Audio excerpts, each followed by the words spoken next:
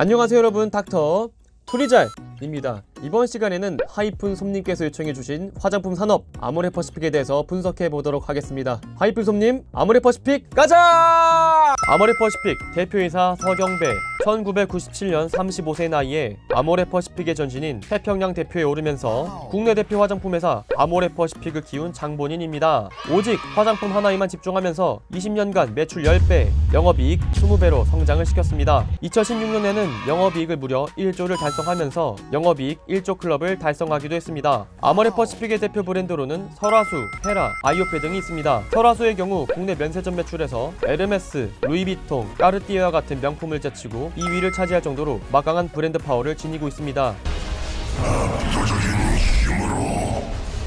1위를 한 후는 참고로 LG생활건강. 아모레퍼시픽은 2015년 시가총액 24조 2310억 원까지 치솟아 오르면서 코스피 랭킹 5위를 기록하기도 했습니다. 참고로 당시 서경배 회장은 아모레퍼시픽 그룹 지분을 53.9%를 보유한 것으로 알려져 있어 당시 주식 대박을 친 오너로 소개가 되기도 했었죠. 그리고 중국 시장에서 이니스프리가 국민 화장품으로 자리매김에 성공한 것도 아모레퍼시픽의 성공가도의 한 몫을 차지했습니다. 이니스프리가 내세운 제주도의 자연주의 이미지가 미세먼지나 황사에 민감한 중국 여성들에게 마음을 열게 한 것이죠. 특히 슈퍼 화산송의 클레이 무스 마스크는 미세먼지를 강력하게 흡착 제거를 해줘서 선풍적인 인기를 이끌었습니다. 4년 만에 중국 내 200개점을 돌파를 성공을 했고 단일 브랜드로 매출 1조를 넘어서는 기염을 토해내기도 했죠. 하지만 역사는 늘 그러하듯 전성기는 영원하지 않습니다. 주가 한번 살펴보도록 하겠습니다. 2019년 11월 26일 기준 시가총액 10조 6,979억 원, 3년 만에 약 14조가 증발했습니다. 대체 무슨 일이 있던 걸까요? 아모레퍼시픽의 중국 대표 화장품 브랜드 이니스프리가 무너지면서 브랜드 접시대의 막을 내리기 시작했습니다. 중국발 사드 보복이 시작되면서 중국 내 업계 1위 이니스프리의 매출이 6,420억 원으로 주저앉았고 영업이익은 2016년 1,964억 원에서 1,078억 원으로 45.1%가 감소했습니다.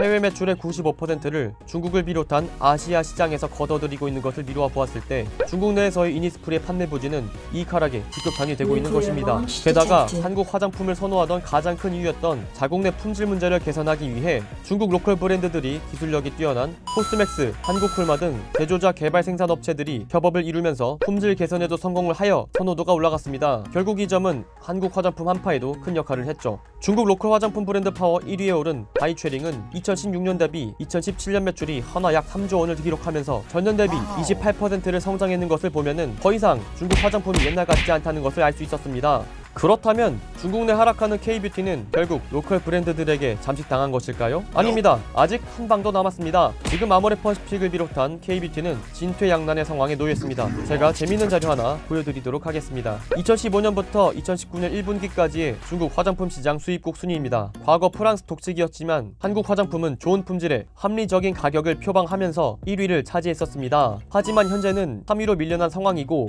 일본이 1위를 차지했습니다. 아시는 분들은 아시겠지만 일본 시세이도가 오늘날 중국 화장품 시장에서 선전을 하고 있습니다. 시세이도는 생각보다 큰 회사입니다. 국내 화장품 업계의 쌍벽을 이루는 아모레퍼시픽과 LG생활건강 화장품 사업부문의 매출액을 다 합쳐도 시세이도 매출액에 미달입니다. 두 회사의 합은 9조 원대로 10조에 미달했지만 같은 기간 시세이도는 11조 1201억 원의 규모였으니까요. 시세이도는 어떻게 중국 내에서 성공할 수 있었을까요? 그 이유는 바로 현지화, 고급화, 유통학교 총 3가지입니다. 첫 번째 현지화입니다. 1991년 시세이도는 베이징 리위안과 합작하여 시세이도 리위안 코스메틱을 설립했습니다. 설립 후 3년간 중국인의 피부 특성을 연구하면서 오프레라는 중국 전용 브랜드를 출시했습니다. 현재 오프레는 중국의 국민 화장품으로 자리매김에 성공했고 2000년 시드니 올림픽과 2004년 아테네 올림픽에서 중국 선수들의 공식 화장품으로 선정이 됐을 정도입니다. 두 번째, 고급 화장품으로서 입지 성공입니다.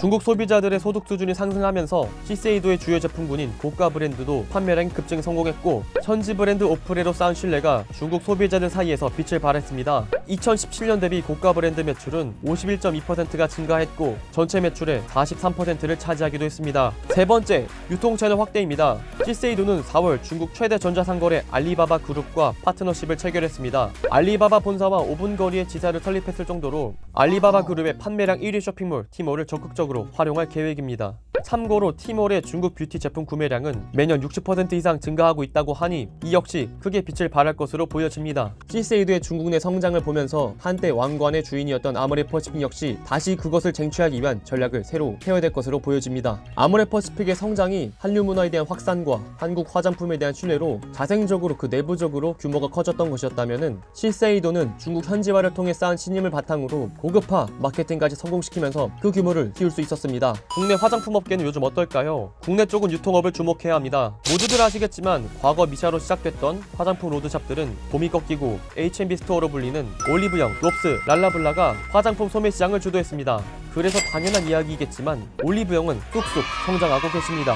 매출은 1조를 넘어섰고 영업이익이 2018년엔 578억 원을 달성하면서 좋은 흐름을 보여주고 있습니다. 하지만 모든 H&B 스토어가 다 잘 되는 시기는 지났습니다. 현재 랄라블라는 적자 경영을 하고 있고 롭스는 수익 안정화를 위해서 안전 경영을 하고 있습니다. 아모레퍼시픽에서 운영하는 아리따움 역시 매출 감소가 추정이 되고 있습니다. 상황을 정리를 하자면 로드샵도 안되고 H&B 스토어도 안되고 이 안에 정답이 없다. 이게 바로 내 결론이다. 화장품 유통을 지배할 다음 구조는 어떤 것일까요? 여기를 주목하셔야 합니다. 바로 시코르가 빠르게 확산되고 있습니다. 시코르는 백화점, 해외, 국내 중소 화장품 브랜드 제품뿐만 아니라 PB, 소분화 화장품 등을 선보이면서 국내 H&B 브랜드와는 차별성을 두고 있는 신세계 그룹이 오픈한 화장품 편집숍입니다. 루이비통 모의 헤네시가 운영하는 화장품 편집 매장 세포라를 벤치매킹한 것이죠. 그중 특히 세포라의 전략인 큐레이션을 벤치마킹했습니다. 뷰티 어드바이저로 불리는 큐레이터들이 방문하는 고객에게 맞는 화장품을 적정하게 찾아주는 것을 적용했습니다. 고객의 피부에 적합한 제품을 찾도록 모든 브랜드를 아우르는 뷰티 컨설팅 서비스를 제공함으로써 일반 H&B 스토어의 차별화를 두었습니다.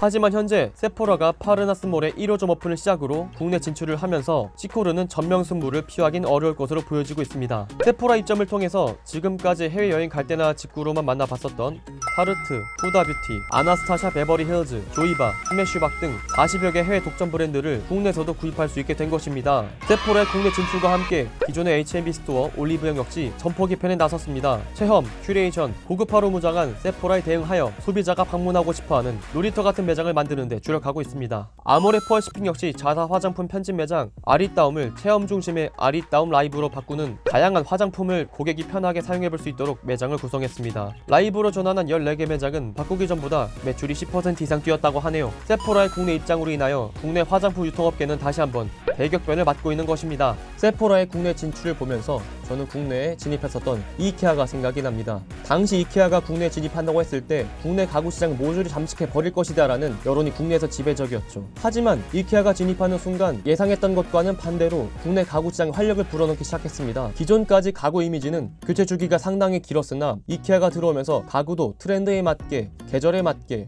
성향에 맞게 바꾸는 이미지를 확산시키면서 가구업계에 활성화를 시키기도 했었죠. 이와 같이 세포라가 국내에 진출을 하면서 우리나라 국내 화장품 시장을 어떻게 변화칠지가 저는 가장 크게 주목이 되고 있습니다. 이번에 아모레퍼시픽을 지원할 취업준비생분들에게 요약을 드리자면은 주요 시장인 중국 및 아시아 시장에서 로컬 시장의 성장과 J뷰티의 역전으로 인해서 시장을 잠식을 당하고 있고 국내 역시 유통 채널의 패러다임의 변화를 앞두고 있는 만큼 유통에 대한 방안도 고민해야 할 상황입니다. 현재 상황에서의 아모레퍼시픽은 중국 내에서 점유율이 하락했었던 과거의 시세이도와 매우 상황이 비슷하다고 보여집니다. 하지만 시세이도는 화장품의 현지화와 더불어 상향 평준화된 중국의 화장품 시장에서 고급화 전략을 내세우면서 성공적으로 재도약을 할 수 있었습니다. 고급 브랜드 강화, 유통 채널의 다변화를 통한다면은 다시금 아모레퍼시픽은 다시 왕관을 찾을 수 있지 않을까요? 네, 오늘의 영상은 여기까지입니다. 영상 하단에 영상에 대한 의견 남겨주시면 감사하겠습니다. 그리고 저는 여러분들의 모든 댓글을 다 읽고 있습니다.